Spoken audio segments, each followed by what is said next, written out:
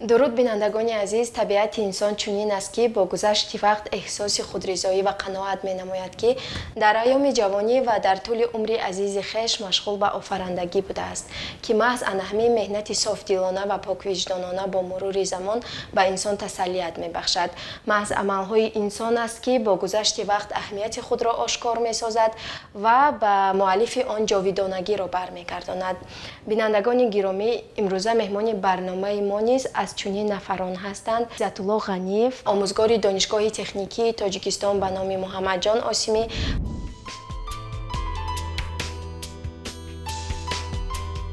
кору фаъолияти пурсамар ва муносибати сатҳи баланди академик, котиби шуъбаи илмҳои физикаву риёзиёт ва геологияи Академияи илмҳои ҷумҳурӣ, аълоҷии маорифи халқии Ҷумҳурии Тоҷикистон, барандаи ҷоизаи давлатии Ҷумҳурии Тоҷикистон ба номи Абуалӣ ибни Сино дар соҳаи илм ва техника, узви пайвастаи Академияи илмҳои Ҷумҳурии Тоҷикистон ва билохира омӯзгори варзидаи тоҷик Иззатулло Ғаниев шахсияти ӯро ба ҳамкорону ёру дӯстон муаррифӣ менамояд. ӯ муаллифи зиёда аз 150 патенту ихтироот мебошад.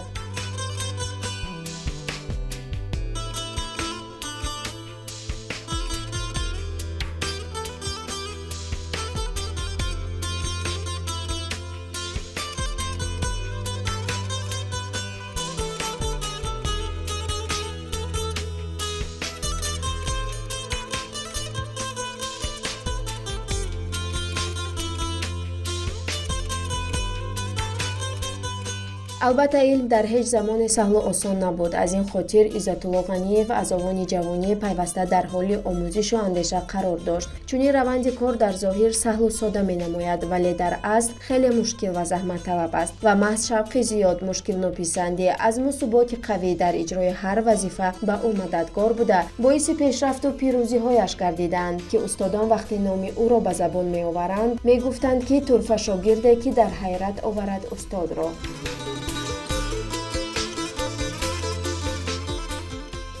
фаъолияти илмии мо аз ҳамон солҳои аввали фаъолияти мо бахшида шудааст ба коркарди маъданҳои Ҷумҳурии Тоҷикистон. аз ин маъданҳо истеҳсол намудани металлҳои гуногуни рангал. чӣ ки шумо медонед, Ҷумҳурии Тоҷикистон яке аз ҷумҳуриҳо аст, ки аз ҷиҳати истеҳсоли алюминий дар Осиёи марказӣ ягона мебошад. имрӯз айни замон корхонаи алюминии тоҷик ҳар сол тақрибан 100 000 тонна алюминий истеҳсол мекунад ва қисми зиёди ин алюминий, зиёда аз 90% алюминийро мо дар намуди маҳсулоти хом берун аз ҷумҳурӣ бароварда мефурӯшем. мақсади мо аз чӣ иборат аст? мақсади корҳои илмии мо иборат аз он ки дар асоси ҳамин алюминий ки дар ватани худ мо истеҳсол карда мешавад, хӯлаҳои нав ба нав кашф намоем ва дар оянда тавонем ки мо не ин ки алюминий тоза фурӯшем бо нархи арзон, а хӯлаҳои махсусро кашф карда, хӯла ақаллан ҳеҷ набошад, хӯлаҳо ё маснуот аз ин хӯлаҳоро дар ҳудуди ҷумҳурӣ истеҳсолашонро бароҳ монем ва берун аз ҷумҳурӣ барорем. ва яке аз проблемҳое ки душвориҳое ки дар ин ҷо вуҷуд дорад, дар ин корхона, ин истеҳсоли алюминий чӣ ки медонед навъҳои гуногун дорад. навъҳои тоза ва баланди он харидор пайдо мекунанд. навъҳои пасти он ки дар таркибашон қариб то 3-4% оҳан доранд, силитсий доранд, онҳо харидори худро пайдо карда наметавонанд. ва як самти фаъолияти мо ҳамин буд. ҳамин аст ки мо дар асоси ҳамин гуна металле ки ин металл ки харидор надорад ва бо нархи хеле арзон, мисол гирем $200-300-400 мехарану дар соҳаи металлургия барои аз газ тоза намудани гудохтаи пӯлоду чӯбияну дигарҳо истифода мебаранд. мақсад ки мо аз ин ҳамин гуна металли пастсифат ина ба хӯла табдил диҳем ва ҳамин хӯла ақаллан нархаш баробари нархи алюминий ҳаст шавад, ки имрӯз дар бозори ҷаҳонӣ тақрибан $2700-2800 як тонна алюминий меистад. ва дар ин сабт мо хеле корҳои зиёдеро ба анҷом расонидем ва нишон додем ки дар асоси ҳамин гуна алюминий бо миқдори зиёди оҳан ва силисий бо илова кардани металлҳои дигаре ки фаъолияти ҳамин металлро баланд мебардорад, ман дар назар дорам фаъолияти химиявиашро ва истифодаи ҳамин гуна аз ҳамин металл сохтани протекторҳо, яъне хӯлаҳои махсусе ҳастанд ки хулаҳои протекторӣ мегӯянд, онҳоро ба трубопроводҳои газгузар, обгузар, оби гарму хунук дигар пайваст мекунанд, то ин ки онҳоро аз коррозия муҳофизат кунанд. як самти асосии истифода бурдани ҳамин алюминий ва яш паст, сифаташ паст, ин кашфи ҳамин гуна хулаҳо аст ки мо даҳҳо патентҳои хурди ҷумҳурии Тоҷикистонро дар ин сабт ба даст овардем. устод, анами ихтироотҳои шумо имрӯз дар амалия низ татбиқ ёфтааст? ман бояд қайд кунам ки он патентҳое ки мо ба даст овардем дар соҳаи кашфи хулаҳои ноқилии алюминий дар корхонаи кабел ба санҷиш гузаронда шуданд ва пешниҳод кардем. устод муаллифи беш аз 150 патенту ихтироот мебошанд ки аксарияти ин ихтироотҳо дар корхонаҳои гуногуни ҳатто дар вақти шӯравӣ дар корхонаҳои истеҳсолии Федератсияи Русия ва инчунин ва имрӯзҳо дар корхонаҳои истеҳсолии Ҷумҳурии Тоҷикистон васеъ мавриди истифода қарор доранд ва ин хулаҳо бахшида дар асоси алюминий ва рӯҳ бахшида ба яъне ки ба соҳаҳои гуногун, ба соҳаи мошинсозӣ, соҳаи металлургия, соҳаи галванотехника, соҳаи сохмон ва соҳаи химияи нафт бахшида шудааст ки асосан бештар ба муҳофизати маснуоте ки аз пӯлод ва оҳан, аз чӯян иборат аст ки хеле арзон дастрас ва муфид мебошад, барои муҳофизат кардани ин гуна маснуотҳо ҳамчун хулаҳои нав, ҳамчун рӯйпӯшҳои нав бахшида шудааст ки бевосита хосиятҳои устувории мустаҳкамии ин гуна маснуотҳоро баланд мекунад ки инҳоро метавон васеъ дар тамоми соҳаҳои мухталифи илму техника истифода намояд. устод, ҳар нафаре вақте дар ҳақиқат ҳам як ҷодаро интихоб мекунад, кӯшиш мекунад ки дар ҳамин самт муваффақ бошад, камёб бошад, вале на ҳар нафар ба ин мақсадаш расида метавонад. хуб, худи шумо мегуфтед ки сирри камёбии хешро дар чӣ мебинед? сирри мо асосан ин истифодаи дастовардҳои илм дар истеҳсолот аст. ҳамин истифодаи илм дар ҷорӣ кардани дастовардҳо дар истеҳсолот, мо дар корхонаи гидрометаллургии Исфара имрӯз тамохуш ном дорад, якчанд дастовард мо ҷорӣ кардем дар истеҳсолот, дар корхонаи алюминии тоҷик, дар корхонаи таҷик текстилмаш, корхонаи мошинсозӣ, гидроагрегат ва дигар ки дар ин ҷо дастовардҳои мо дар амал истифода бурда шуданд ва ин ба мо имконият дод ки ҳукумати ҷумҳурии Тоҷикистон моро бо мукофоти давлатӣ дар соҳаи илм ва техника ба номи Аввалӣ Сино мушарраф гардонд. мукофоти Академияи илмҳои ҷумҳурии Тоҷикистон ба номи Султон Умаровича ба даст овардем.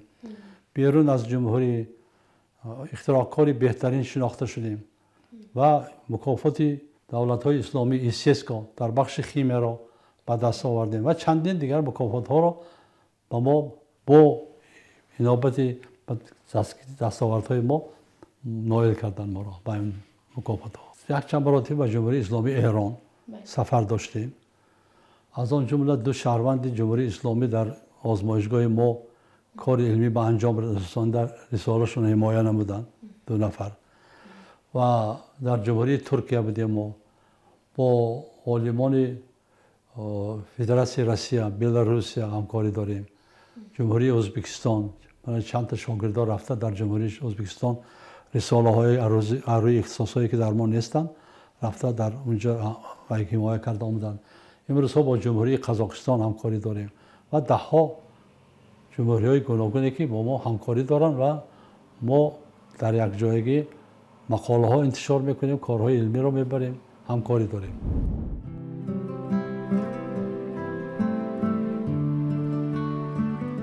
қайд намудан ба маврид аст ки кашфиёти беҳтарини ин олим на танҳо дар корхона ва муассисаҳои ҷумҳурӣ, балки дар Федератсияи Русия, шаҳрҳои Екатеринбург, Челябинск, Омск, Красноярск ва дигар кишварҳои дунё мавриди истифода қарор гирифтанд.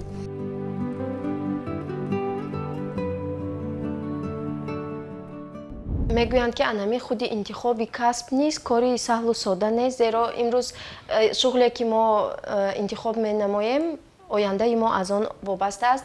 хуб, худи шумо мегуфтед ки барои баргузидани анамин пеша чӣ гуна ба қарори ниҳоӣ расидед, чӣ гуна анамин самтро интихоб намудед? шояд касе сабаб шуда бошад. химизатсия, яъне химиякунонии истеҳсолот. пеш аз ин электрификатсия буд, баъд пайдо шуд химизатсия, яъне ки ҳамин علم خیمیا، کشفیات‌های خیمیایی، تکنولوژی خیمیایی در همه جبهه‌های گوناگون صنعت استفاده برده شدنش در کار گفته. همین خیلی قراری وقت برآمد و ما همون وقت صرف 10 و 11 می‌خوندیم و پیش خود وظیفه گذاشتیم که حتما ما باید خیمیک شویم. از این رو من داخل شدم به دانشکده خیمیایی تکنولوژی شهر قزان و با اختصاص خیمیک تکنولوژ به جمهوری برگشته فعالیت من بعد را در سطح موادشناسی، متالورژی، شیمی، فیزیکی، محافظت متال ها از کاراز ادامه دادیم و مکتب علمی ما امروز خیلی وقتا چهره من قید کردم فرخنده است، شاد هست مکتبی ما و زیاده از 100 نفر نامزدی علم حمایه کردن در همین گرد اطرافی با کار کردن. 18 نفر دکتری علمی شدن. زیاده از 50 مونوگراف علمی چاپ کردیم. 120 پتنت به دست آوردیم که این البته که همش دست آورده است.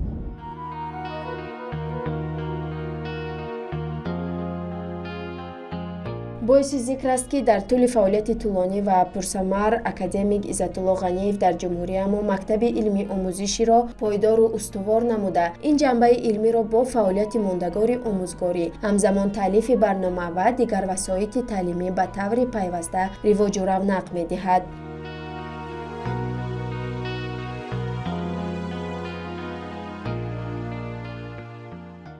من که خود انجینیر بودم برای حمایه رساله دکتری به شهر مسکو با انستیتوت مترولوژی مترولوژی اینی مسئول شناسی اکادمی علم‌های روسیه رفتم.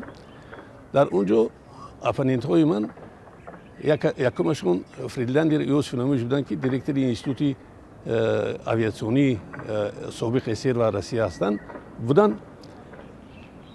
برآمد کردن و گفتن که عالمان تاجیک در شخصیتی غنیف عزت‌الله و چند دیگران نامگیر کردن چنان آبرو دارند چنان کارهای زیاد کردند که عالمان تاجیک نگاه کنید که به چه کارها قادر هستند و کار رساله دکتری من یک حصه از کارهای استاد بود و چنین کارها در استاد به نهایت زیاد هستند.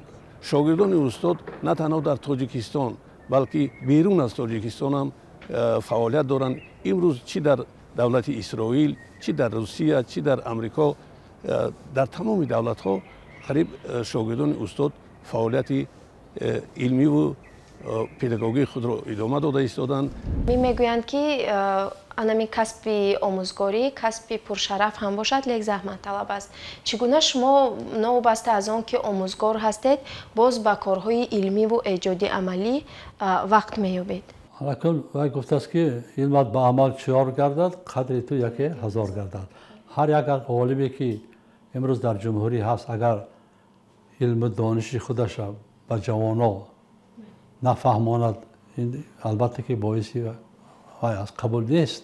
ҳатман бояд ки мо ҷавонҳоро тарбият кунем, ба онҳо дастовардҳои худамонро фаҳмонем то ин ки барои онҳо мо мисол шуда тавонем ки онҳо ҳам ба ҳамин самт раванд, ба самти илм гирифтани унвони илмӣ ва дар донишгоҳу донишкадо фаъолияти омӯзгории худашонро пеш бурданд.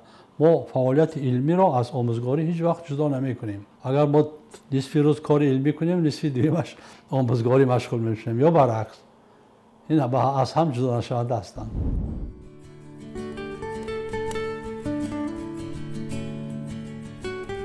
имрӯз натиҷаи заҳматҳои устод буд ки шогирдони зиёде ба воя расиданд ва дар рушди илми тоҷик ҳар яки онҳо саҳми боризи хешро мегузоранд. имрӯз Иззатулло Ғаниев ифтихорманд аз он аст ки шогирдонаш дар гӯшаву канори ҷумҳурӣ дар корҳои мухталиф кору фаъолият намуда баҳри рушду нумӯи Тоҷикистон ва истиқлолияти миллӣ саҳми назарраси худро мегузоранд.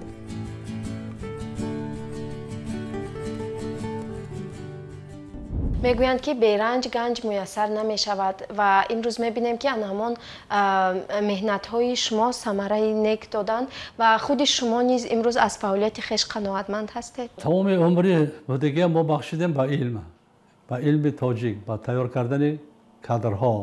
ман чӣ қадр қайд кардам зиёда аз 100 нафар номзади илм тайёр кардем, зиёда аз 18 нафар доктори илм тайёр кардем ки имрӯз дар донишгоҳҳою دانشکده‌های گوناگون در سطح گوناگون فعالیت کرده ایستادند و البته که این به مهنت به دست نمی‌آید.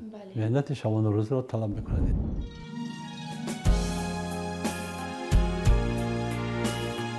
به محبت عزت‌الله غنیев از جمله افراد سرشناسی ملت محسوب می‌یابد. درباز میان طبقه‌های گوناگون اجتماعی و جامعه مدنی جمهوری صاحب احترام گردیده است. سالها باز از طریق تشبسات و ابتکارات فردی در راه خدمت به میهن و ملت بردبارانه گام برمی‌دارد.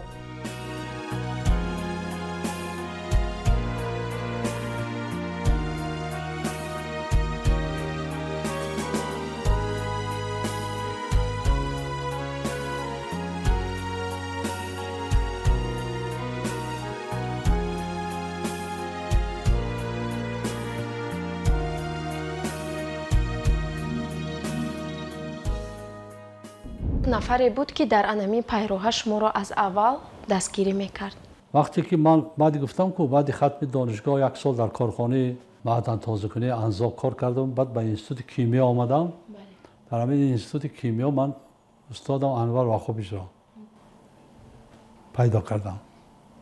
روشون شاد بود. استاد سهمی، استاد در تربیه شاگرد بی‌نظیر است. بله استاد من معتاب به همین درجه رساندن.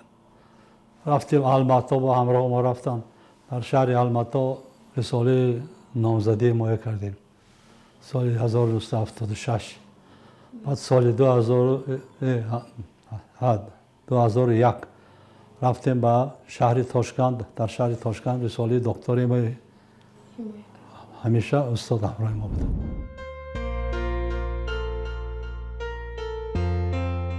او نه تنها همچون عالم در رشد اقتصادیات کشور سهم نظررس خود را گذاشته است، بلکه در عائله‌داری نیز نمونه عبرت است.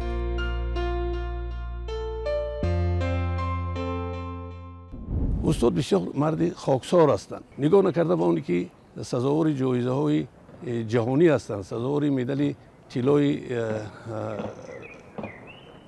فراوان مالکیت ذهنی هستند، تا حتی یگان بار ما ندیدیم که استاد با چنین جایزه ها در جای فخر کرده باشند. حالا که اگر همه جایزه های استاد رو جمع کنیم، همه کارهای علمی استاد رو جمع کنیم، زیاده از 100 نفر شاگردان نامزد علم و من حساب نکردم، لیکن انیق میدونم که نه کمتر از 25-30 نفر دکترهای علم رو با وی رساندند. میخواستیم فهمیم که شما در چگونه عائله به دنیا آمده اید و امروز یگان نفر از فرزندان شما همین راه شما را انتخاب نمودند. آفرین. من خودم مکتب اینترنتی رقم 1 ناحیه عینی را با مدال طلا ختم کردم. در عائله پدرم چی گویم کنم، رئیس کالخوز شده کار کردگی بودن، رئیس جماعت شده کار کردگی بودن. خیلی مادر ما کالخوزچی بودن. ما 3 برادری از من خوردیم و هم خیمیک شد. همچون خیمیک معلم فن خیمی است. برادری کلانی هم راهشون شد با ناکس فیلال تمام کردن. و فرزندای من یک دختری من در همین کاپیتال داتسنت است. حالی که در همین کاپیتال ما صحبت داریم و نامزد علمای تکنیکی داتسنت همین کاپیتال از غنیه و نرگس عزت‌الله نه. با قریبی پسرم نامزد علمهای تیپ شد. و کارمند انستیتوت گاسترونترولوژی است. رساله‌اش حمایت کرد و تصدیقش گرفت. یعنی از 4 فرزند من 2 نفرشون عنوان علمی گرفتن.